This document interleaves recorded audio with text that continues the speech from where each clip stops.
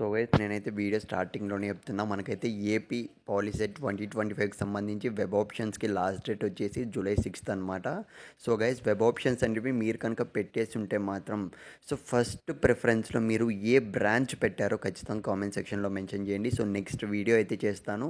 So మీరు ఏ branch తీసుకుంటే మనకు సో ఏ ఎంప్లాయ్మెంట్ ఏ జాబ్స్ వస్తాయి 3 years తర్వాత, సో ఈసీఈ తీసుకుంటే ఏం జాబ్స్ వస్తాయి, ట్రిపుల్ ఈ తీసుకుంటే ఏం జాబ్స్ వస్తాయి, సిఎస్సి తీసుకుంటే ఏం జాబ్స్ వస్తాయి, సో సివిల్ మెకానికల్ మొత్తం కూడా మీకైతే ఒక క్లారిటీ అయితే ఇస్తాను. నెక్స్ట్ వీడియో ఖచ్చితంగా మిస్ కాకుండా చూడండి, ఎందుకంటే 10th క్లాస్ అయిపోయింది, పాలిసెట్ జాయిన్ అవుతున్నాం, మీకు ఒక క్లారిటీ అయితే ఉండదు మామ. ఖచ్చితంగా మీరు ఛానల్ ఫాలో అవ్వండి, నెక్స్ట్ వీడియో కోసం అయితే వెయిట్ చేయండి.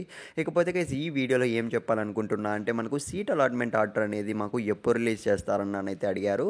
సో అంటే మనకు phase 1కి సంబంధించి సెలెక్టెడ్ లిస్ట్ అనేది ఎప్పుడు రిలీజ్ చేస్తారని అయితే అడిగారు. సో గైస్ మీకైతే సో స్క్రీన్ మీద అయితే గమనించండి, ఇదైతే మనకు అఫీషియల్ వెబ్సైట్లోదే అనమాట.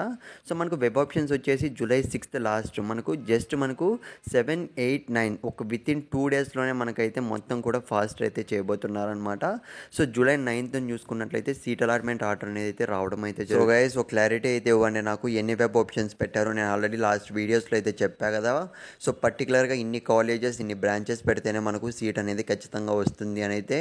సో గైస్ మిస్టేక్ అయితే చేయకండి, ఫస్ట్ ఫేజ్లో సీట్ రాకుంటే మాత్రం సెకండ్ ఫేజ్ మాత్రమే మనకైతే ఉండే ఛాన్స్ ఉంటుంది. సో ఇన్ కేస్ సీట్స్ అన్ని ఫిల్ అయిపోతే మాత్రం phase 2 కూడా ఉండదు, మళ్ళీ చెప్తున్నా. సో ఖచ్చితంగా ఛానల్ సబ్స్క్రైబ్ చేసుకొని నెక్స్ట్ వీడియో అయితే చేస్తాను. సో ఫుల్ క్లారిటీ అయితే ఇస్తాను మీకైతే.